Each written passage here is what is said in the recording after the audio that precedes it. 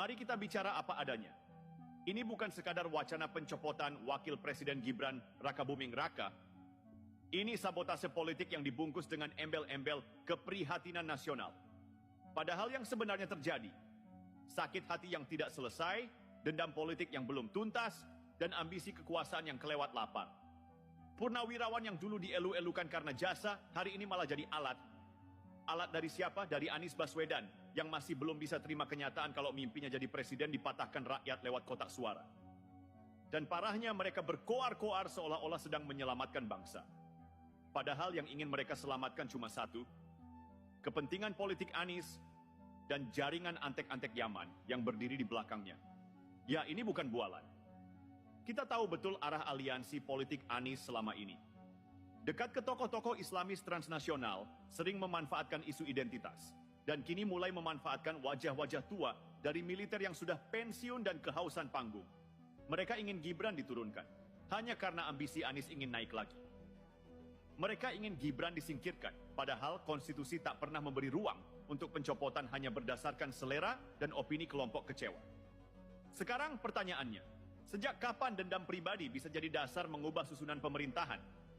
Dan lebih penting lagi, apakah para purnawirawan ini masih loyal pada negara atau sudah resmi jadi tim sukses bayangan yang beroperasi untuk melunasi kegagalan Anies? Gibran bukan anak siapa. Gibran adalah Wakil Presiden Republik Indonesia. Dipilih dengan sadar oleh Prabowo Subianto, seorang jenderal dan negarawan yang paham benar arti loyalitas dan kedaulatan. Tuduhan bahwa Gibran adalah hasil intervensi Jokowi hanyalah propaganda murahan yang dibumbui dengan rasa iri dan kecewa dari kubu yang kalah. Prabowo sudah menjelaskan dengan terang bahwa ia memilih Gibran bukan karena tekanan tapi karena kebutuhan. Butuh energi muda, butuh sosok segar yang paham zaman. Kalau ini dibiarkan maka satu presiden bahaya akan lahir. Siapapun bisa dicopot hanya karena tidak disukai. Wakil presiden bisa dijatuhkan hanya karena tidak cocok dengan kepentingan kelompok elit yang haus kuasa. Dan ini jelas-jelas pelanggaran terhadap demokrasi. Sekarang kita harus tegas. Waspadai gerakan terselubung ini. Waspadai skenario pecundang yang mencoba menang lewat jalur belakang.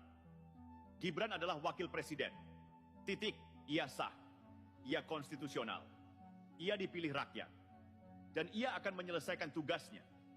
Jangan biarkan kelompok frustrasi menjadikan negara ini alat eksperimen politik.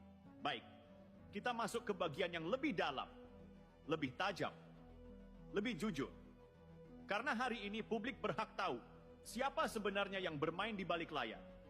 Pertanyaannya, siapa yang membiayai, siapa yang mendorong, dan siapa yang diuntungkan? Jawabannya berputar ke satu nama, Anies Baswedan. Anies bukan sekadar politisi lokal. Ia sejak lama dikenal sebagai figur yang didukung kelompok-kelompok Islamis lintas negara, termasuk yang punya garis keras dan ideologi konservatif ekstrim.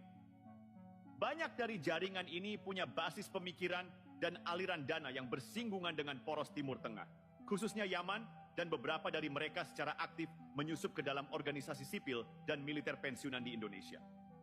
Yaman jadi simbol di sini. Bukan karena fisik negara itu, tapi karena banyak tokoh transnasional dari sana dengan jalur diaspora atau ideologi Wahabi yang menjadikan Indonesia sebagai target soft power ideologis mereka. Dan siapa yang jadi pintu masuk paling empuk untuk narasi itu? Ya, Anies Baswedan. Retorika religiusnya, citra islaminya, dan manuver politik identitas yang sudah pernah terbukti waktu Pilkada DKI dulu adalah contoh konkret bagaimana ia pandai memanipulasi sentimen keagamaan demi kekuasaan. Kini, ia mencoba strategi yang sama, tapi kali ini dengan menggandeng purnawirawan yang kecewa dan sudah habis masa pakainya dalam pengaruh militer aktif.